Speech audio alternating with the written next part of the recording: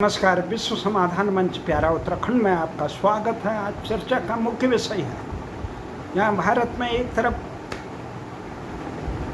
86 भूकंप जो महाराष्ट्र प्रदेश में आया है, उससे वहाँ की राजनीतिक अस्थिरता बढ़ गई है। सत्तासीन उद्धव ठाकरे की सरकार का सिंहासन डामाडोल हो रहा है। उधर दूसरी तरफ भारत की सीमाओं से लगे हुए अफ़गानिस्तान, जो तालिबान के कहर से पूरे विश्व के लिए एक नासूर बन गया था, वहाँ पे जो तालिबानी राज के शासन में एक प्रकार से इतना बड़ा प्राकृतिक आपदा आई, भूकंप आया कि उससे हजारों लोग मारे गए हैं और लाखों लोग प्रभावित हुए। वहीं दूसरी तरफ हम देखते हैं कि रूस और यूक्रेन की लड़ाई 100 दिन तक चल रही है। निरंतर वहाँ पे युद्ध हो रहा है। रूस ने कई बार समझाया यूक्रेन को, पर अमेरिका और नाटो संगठनों के दम पर हुंकार भर के उसने न केवल यूक्रेन के राष्ट्रपति जेलेंस्की ने अपने देश को तबाह कर दिया है, अभी तो विश्व शांति को भी खतरा बन गया है।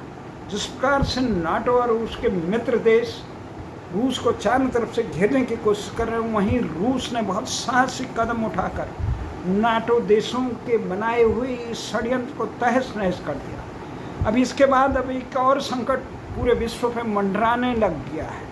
उस मंडराने के दिशा है कि उधर चीन और ताइवान का जो बीच में विगत 40 सालों से इस प्रकार की एक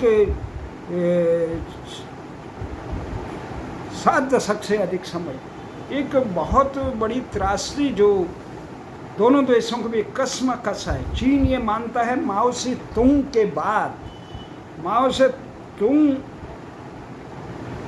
1940 में जो गृह युद्ध हुआ था चीन में, उसके बाद वहाँ के शासकों ने, जब माओ से तुंग की सेना ने वहाँ पे कब्जा कर लिया था, चीन पे कब्जा कर लिया था, तो ये भाग के ताइवान द्वीप पे चले गए थे वहाँ के शासक और उसको स्वतंत्र देश घोषित किया। हालांकि चीन के दहशत से संसार के केवल 1.5 दर्जन ही देश से कम देश ताइवान को स्वतंत्र देश के रूप में मान्यता दे पाए हैं और अधिकांश देश उसको अभी स्वतंत्र देश की मान्यता नहीं दे पाए। लेकिन अमेरिका ने, जो अपनी एक वैश्विक रणनीति के हिसाब से ताइवान को शुरू से संरक्षण दिया है, क्योंकि अमेरिका ये है संसार में जो भी उभरती हुई ताकत है उस पर अंकुश लगाने का एक प्यादा ढूंढता है। और वो ताइवान, जो चीन एक वामपंथी जो सरकार वहाँ पे बनी, एक सरकार बनी, वो पूंजीवाद और साम्यवाद बिल्कुल अलग अलग दूरी है। इसलिए अमेरिका को हमेशा असुरक्षा की भावना नजर आई। अमेरिका ने हमेशा चीन पर अंकुश लगाने के लिए चाहे ये इधर ताइवान को संरक्षण दिया और ताइवान की सुरक्षा का अधिकांश जिम्मा एक प्रकार से अमेरिका के पास है। तो ताइवान को चीन ने पूरे विश्व को इस ढंग से धमका रखा है, इतना दबाव है, ये कहें कि इतना शक्तिशाली चीन है कि उसके डर से भारत जैसे अनेक देशों ने अभी ताइवान को स्वतंत्र राष्ट्र का दर्जा नहीं दे रखा है। तो ये है, और ताइवान पे चीन ने स्पष्ट कहा है कि अगर ताइवान जिस दिन अपने को स्वतंत्र करेगा, घोषित कहेगा, उस दिन उस पर हमला कर दिया जाएगा। वहीं दूसरी तरफ ताइवान के जो राष्ट्रपति है वो साई इन वे जो कह रही हैं, वो कहते हैं हम स्वतंत्र देश में स्वतंत्र कहने की ज़रूरत क्या है, अपनी अलग दिशा है, हमारे लोग चुनाव के द्वारा निर्वाचित होते हैं, अपनी सरकार होती है, अपने राष्ट्रपति होते, प्रधानमंत्री होती है, अपनी सेना। परंतु इसके बावजूद चीन स्पष्ट से देखता है, अमेरिका और अन्य देशों के जो सह पर ताइवान चीन को आंखें दिखा रहा है, उसको ताइवान जो इस समय शी हैं राष्ट्रपति चीन के, वो इस समय एक मजबूत शासनाध्यक्ष चीन को मिला और असीम पावर उसे एक शक्ति उन्हें प्रदान की है चीन की जो सरकार ने, और वो अनंत काल तक एक प्रकार से चीन में शासक बन गए। और वो जिस प्रकार से चीन को आर्थिक, सामरिक और वैश्विक शक्ति बनाने पर लगे हैं, उससे एक प्रकार से बड़ा संकट ये उमड़ा ताइवान को वो हासिल करने के लिए बेताब हो रखे हैं, ताइवान को बेताब हो रहे हैं। तो उस समय पूरे संसार का ध्यान ये यहाँ एक तरफ रूस और यूक्रेन की तरफ है। रूस के खिलाफ इस प्रकार से नाटो संगठन जो अमेरिका के नेतृत्व में बना था, उसके मित्र देशों ने बना था, तो वो उसका उद्देश्य ही पूरे विश्व में नाटो देशों यानी अमेरिका के वर्चस्व को बनाए रखना है। अमेरिका के वर्चस्व को बनाए रखने के लिए नाटो देशों ने रूस, सोवियत संघ जो पूरे संसार में एक महाशक्ति के रूप में स्थापित था, उस देश में तमाम तिकड़म करके उसको तहस नहस के 15-20 भागों में उसे विभाजित कराया। भले ही उनके अंदरूनी उनके नेता इस प्रकार से नाकाम रहे कि उस साम्राज्य को बनाए रखे, परंतु इसके बावजूद रूस का ढहना एक प्रकार से नाटो की विजय मानी जाती है, उसके मिशन की जीत मानी जाती है। और बड़ी मुश्किल से रूस को एक फिर अपनी एक वो पहचान, मजबूत पहचान जो विश्व में एक महाशक्ति के रूप में सोवियत संघ जाना जाता है, रूस ने उस स्थिति को प्राप्त करने के लिए वहाँ पुतिन जैसे एक युग दृष्टा और सशक्त नेता बन के उभरे हैं। उन्होंने पूरे रूस को पूरे विश्व में स्थापित किया, खासकर यूक्रेन युद्ध के बाद पूरे विश्व में स्थापित हो गया। जिस प्रकार से अमेरिका और यूरोपीय संघ के देश, ये नाटो देशों ने यूक्रेन को रूस के खिलाफ भड़का कर उसे ये कहा कि हम तुम्हारे साथ हैं, रूस तुम्हारा कुछ नहीं बिगाड़ सकता, आपको नाटो देशों के सदस्यता दी जाएगी, आपको यूरोपीय संघ में मिला दिया जाएगा, आपकी सुरक्षा की जिम्मेदारी हमारी है। परंतु जब रूस ने कई बार उसे आगाह किया कि मत करिए आप लड़ाई, आप हमारे पड़ोसी हैं, हमारे सोवियत संघ परिवार के सदस्य हैं, आप दुश्मन आपके कंधे में बंदूक रख के मेरी एकता, अखंडता और प्रभुता को ख़त्म करना चाह रहा है। हम नहीं चाहते हैं कि आप उनके मोहरे बने, आपकी सुरक्षा हमारे हाथ। परंतु यूक्रेन नहीं माना। यूक्रेन के सर पर एक महाशक्ति बनने का भूत सवार था, सोवियत संघ को नीचे दिखाने का वो था। वो जेलेस्की एक प्रकार से अमेरिका का मोहरा साबित, जो फिलीपींस के राष्ट्रपति की तरह मोहरा साबित हुआ, और उन्होंने एक प्रकार से रूस के खिलाफ रूस को इस स्थिति से भड़का दिया कि हम यूरोपीय यूनियन को तो छोड़िए, हम नाटो को सदस्य बनेंगे। नाटो को सदस्य बनने का मतलब ये है रूस को घेरने के लिए जो एक षड्यंत्रकारी संगठन बना हुआ है, उस संगठन के हम सदस्य हैं। जब रूस ने यूक्रेन पर हमला किया तो न अमेरिका साथ आया, न ब्रिटेन साथ आया, न यूरोपीय संघ साथ आए, न नाटो वाले देश, केवल तमाशा देखते रहे। पिटाई हुई, बर्बादी हुई, तबाही हुई, यूक्रेन की हुई। उसके 1 करोड़ के आसपास लोग यूरोपीय देशों के आसपास पड़ोस के देशों में विस्थापित और का जीवन जी रहे हैं, दर दर भटक रहे हैं। अपनी देश की तबाही हो रही है, उनके संसाधन, उनके उद्योग धंधे, उनके सारे कल कारखाने तबाह हो चुके हैं, खंडरें बन चुकी हैं, विशाल ऐतिहासिक इमारतें, और सुंदर देश जो था यूक्रेन वो तबाही के गर्त में गिर गया। इसके लिए अगर कोई जिम्मेदार है तो यूक्रेन के राष्ट्रपति जेलेस्की जिम्मेदार है, जिन्होंने अमेरिका और यूरोपीय संघ के भड़कावे में आकर अपने परिवार के सदस्य रूस से दुश्मनी मोड़ ली। उसके बावजूद रूस निरंतर अभी भी कह रहा है कि आप अपने तमाम इस प्रकार के रूस विरोधी कृत्यों को दूर करिए, हम युद्ध बंद कर देंगे। परंतु स्थिति ये आ गई है, अब रूस यूक्रेन के विभाजन के लिए काम करेगा। जितने भी जगह उसने कब्जा कर रखी है, जहाँ सोवियत संघ के लोग जहाँ रूस के लोग बाहुल्य हैं या उनका प्रभुत्व है या सामरिक दृष्टि से मजबूत है, उन क्षेत्रों को पूरा रूस कब्जा करेगा।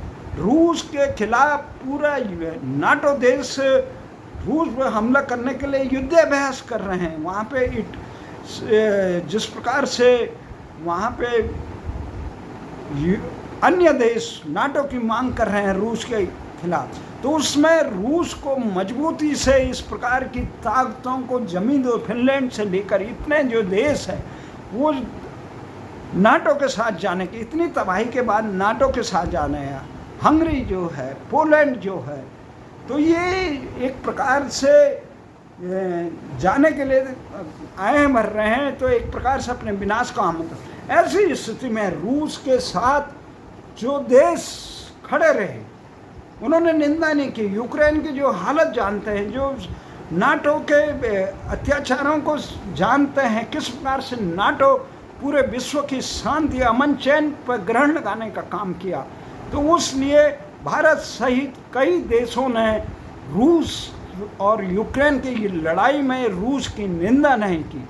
अब ये है कि इस स्थिति को देख के चीन ने भी अपने खोए हुए अंग, जैसे हम भारत वाले कहते हैं कि हमारा पाक अधिकृत कश्मीर जो है वो कश्मीर हमारा है, जो सियाचिन ग्लेशियर चीन ने कब्जा कर रखा वो हमारा है, जो यहाँ पे अपना कैलाश मानसरोवर है वो हमारा है, जो गिलगिट वाला क्षेत्र है वो भारत का है, भले ही वो कब्जा दूसरे देशों में। उसी प्रकार चीन ये कहता है, और ऐतिहासिक सत्य भी है, चीन का अंग ही ताइवान है। ताइवान चीन का एक अंग है, जो माओ से तुंग के जो गृह युद्ध, जब साम्यवादी सरकार वहाँ आ चुकी है, तो उसके बाद जब राज परिवार जो ताइवान में गया, वो चीनी का एक अंग है। परंतु जब स्वतंत्र करा दिया गया, स्वतंत्र देश, तब उसको हासिल करने के लिए चीन को बड़ी मेहनत करनी पड़ेगी, और इसके लिए सबसे उपयुक्त समय चीन के पास अब है।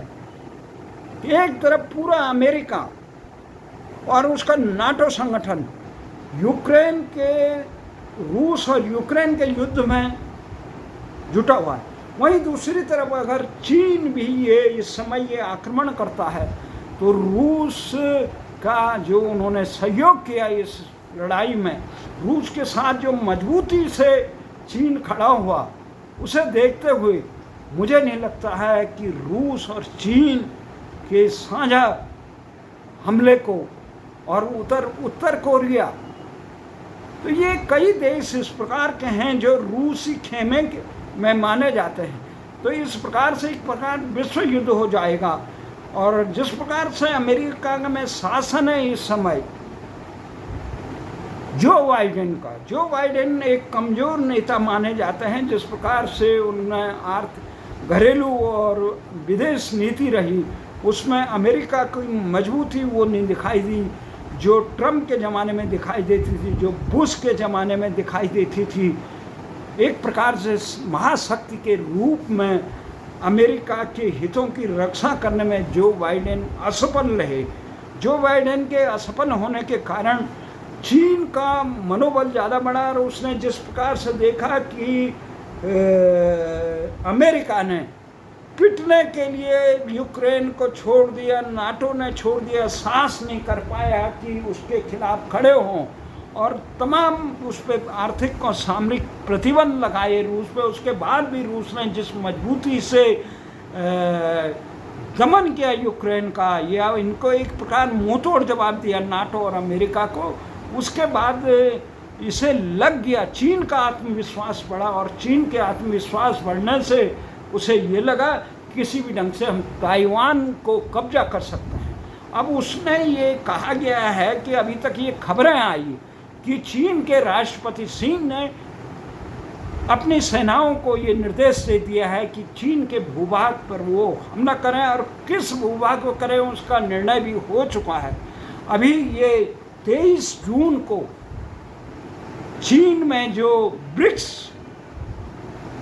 शिखर सम्मेलन था, जो इस समय कोरोना काल के बाद आजकल दूरभाषीय सम्मेलन में बीत रहा है, उसमें रूस, चीन, भारत, ब्राज़ील और दक्षिण अफ्रीका जैसे मजबूत देशों ने भाग लिया। उनके शासनाध्यक्षों ने, पुतिन से लेकर शी ने, और भारत के नरेंद्र मोदी सहित दक्षिण अफ्रीका के शासनाध्यक्ष और ब्राज़ील के शासनाध्यक्ष ने इसमें ब्रिक्स सम्मेलन में भाग लिया। ब्रिक्स सम्मेलन में भाग लेने से ये एक प्रकार से दुनिया की 40% आबादी का प्रतिनिधित्व करता है ये ब्रिक्स देश। ब्रिक्स देश में कौन है? चीन, रूस, भारत, ब्राज़ील और दक्षिण अफ्रीका, ये मजबूत देश। और ये संसार की सकल घरेलू उत्पाद का 25% में इनकी भागीदारी है।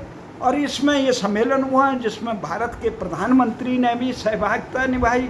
चीन ने भी इसमें एक तरफा जो प्रतिबंध लगा रहे हैं उसको नकारा, और इस प्रकार से जो सैन्य गठबंधन, नाटो गठबंधन के एक प्रकार से निंदा की। इस सम्मेलन में भारत के भाग लेने के बाद नाटो देशों और अमेरिका के कान खड़े हो गए।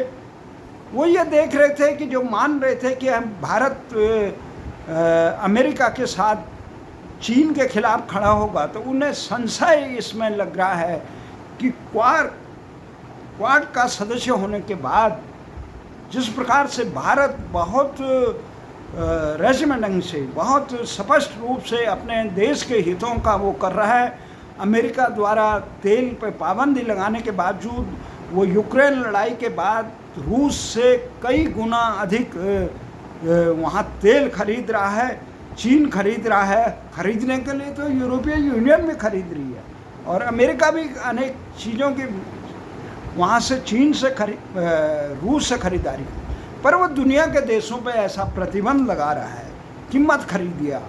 अब इन सारी चीज़ों के बाद ये हुआ कि अभी G7 सम्मेलन है, जो बड़े देशों का, विकसित देशों का एक सम्मेलन है G7, G7 के नाम से कुख्यात। इसमें America, Canada, Germany, France, Italy, Japan और ब्रिटेन जैसे देश हैं।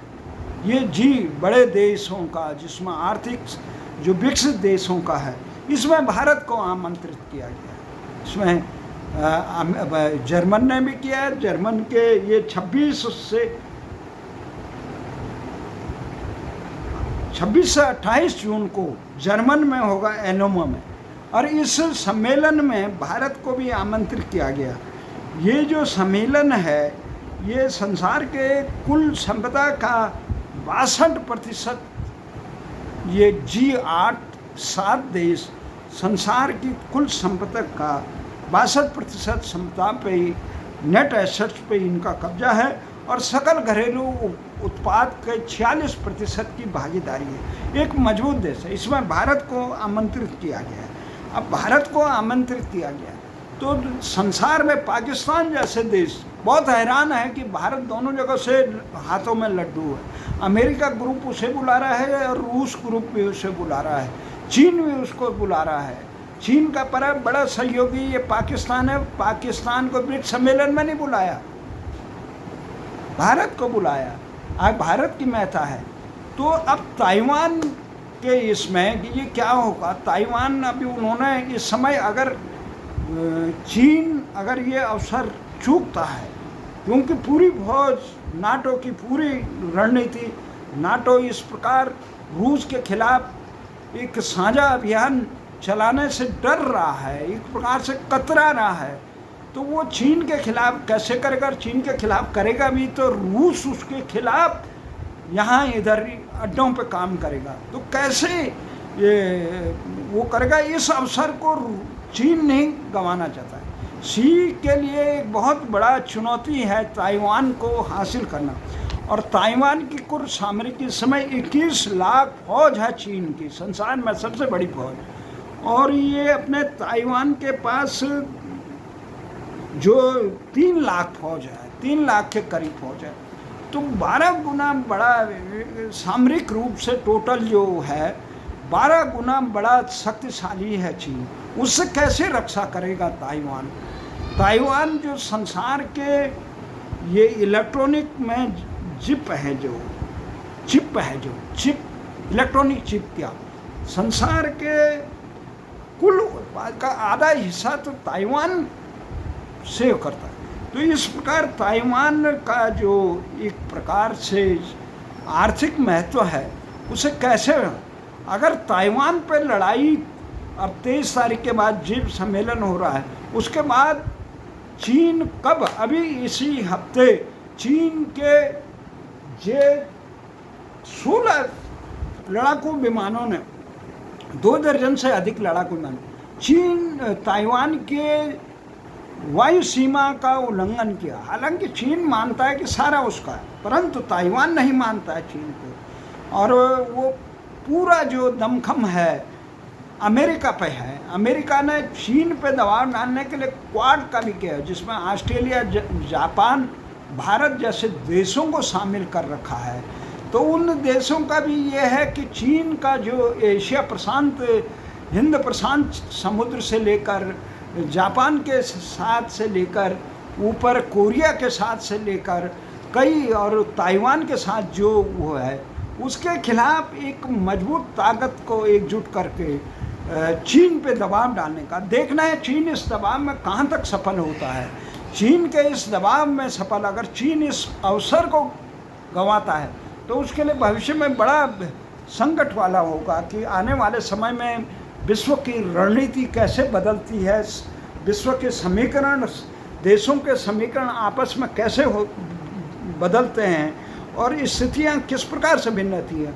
वर्तमान स्थिति में चीन का ताइवान पर कब्जा करने का सबसे अनुकूल समय लग रहा है, क्योंकि चीन की सामरिक ताकत भी इस समय मजबूत है और अमेरिका और नाटो इस समय एक यूक्रेन के मोर्चे पे भिड़ा हुआ है। वो नहीं चाहता दो तरफा मोर्चा खुले और कई मोर्चे उसमें। उस समय भारत के लिए दुविधा रहेगी, जब चीन पे हमला होगा, क्या भारत क्वाड का सदस्य होते हैं अपने जो खोई हुई ज़मीन है, जो पाकिस्तान ने कब्जा कर रखी है, पाक अधिकृत कश्मीर, जो चीन ने कब्जा कर रखी है अपना लद्दाख से लेकर साइचीन से लेकर ये तमाम जो ये कैलाश मानसरोवर से लेकर गिलगिट से लेकर ये तमाम जो हिस्से हैं, इनको भारत क्या वापस अर्जित करेगा। अगर भारत इस लड़ाई में कूदता है तो चीन और भारत की लड़ाई बहुत लंबे समय तक चल सकती है, विनाशकारी हो सकती है। ताइवान के साथ भी चीन की लड़ाई में क्या ताइवान पे कब्जा करना देगा अमेरिका, क्या यूक्रेन की तरह अकेले पिटने के लिए छोड़ देगा, या चीन जो 180 किलोमीटर दूरी पे ताइवान एक उसका द्वीप समूह है, उस पर कब्जा करने के लिए उसके तमाम चारों तरफ से घेराबंदी कर चुके हैं। अब वो कब्जा करेगा तो रूस किस प्रकार से इसे कहाँ तक खतरा होगा ये देखने वाला है। पर लगता है कि ताइवान यूक्रेन लड़ाई से रूस का मनोबल ही नहीं बढ़ा, अपितु चीन का भी मनोबल बढ़ा, उसका भी दुस्साहस बढ़ा। वो भी ताइवान को अपने कब्जे में करने के लिए बेचैन है। देखना है, वो समय कम होता है। G7 शिखर सम्मेलन के बाद या कुछ देर और अगर चीन ने ये अवसर छोड़ दिया तो आने वाले समय उसे ताइवान पे कब्जा करने के लिए बहुत मुश्किल होगा। ये निर्णायक समय है। ऐसे निर्णायक समय में भारत किस तरफ से खड़ा होगा, भारत खड़ा होगा या तटस्थ रहेगा, ये आने वाला समय बताएगा। लेकिन भारत के लिए भी ये सबसे अनुकूल समय है जब भारत मानसरोवर से लेकर ये तमाम जो लद्दाख से लेकर इतने देशों में, गिलगिट से लेकर पाकिस्तान ने जो भारत के भूभाग को कब्जा कर रखा है, उसको खाली कराने में, उसको पुनः कब्जा करने के लिए भारत की सेनाएं के और भारत किस ढंग से आवाज़ देता है, किस ढंग से मजबूती से कदम रखता है या तटस्थ दे सकता है। आने वाले समय जो 15-20 दिन का है वो पूरे विश्व के लिए एक निर्णायक समय होगा, एक संकट का समय होगा। वो किस प्रकार से विश्व इस आपदा को झेल पाता है, क्योंकि महाशक्तियों का जब टकराव होगा तो उसमें विश्व को बोलिए परमाणु युद्ध से लेकर उधर जापान पे चीन के हमले होने की आशंका है, उधर जापान सागर से लेकर चीन सागर में जो हमले के आशंकाएं हैं, किस प्रकार से वहाँ अमेरिका और नाटो देशों के युद्धपोत विद्यमान हैं, वहाँ भारत के युद्धपोत विद्यमान हैं, वहाँ रूस और चीन के युद्धपोत विमान हैं, वहाँ उत्तर कोरिया किस प्रकार से जवाब देगा, उधर तमाम देश वियतनाम से लेकर इस महायुद्ध में कौन कौन से देश शरीक होंगे, ये आने वाला समय बताएगा। परंतु खतरा एक बहुत बड़ा पूरे विश्व में है। यूक्रेन से बड़ा खतरा साबित हो रहा है ताइवान, जिसकी जनसंख्या 2.3 करोड़ के आसपास है। 2.3 करोड़ के आसपास जनसंख्या है और इसमें जो मजबूती दिखती है आर्थिक रूप से और तकनीकी रूप से, ताइवान भी बहुत विकसित देश है, समृद्ध देश है, पूरे विश्व को उसकी ज़रूरत है चिप्स के लिए। तो इसलिए अगर इलेक्ट्रॉनिक चिप्स में जो सामान है उसके चिप्स का पूरा ताइवान चीन के कब्जे में आ जाता है, तो चीन से इस व्यापार करने में पूरे विश्व को खतरा होगा। आने वाले समय किस प्रकार से चीन का नेतृत्व डिसाइड करेगा, किस प्रकार से वो ये रूस के पुतिन जैसा साहस कर पाएगा कि नहीं। इस समय चीन को पुतिन का जो सहारा मिला है उसका सदुपयोग कर पाता है कि नहीं, किस प्रकार से विश्व की नया समीकरण बनेगा, आने वाले दिनों में इसी सब का इंतज़ार। जय हिंद, जय भारत।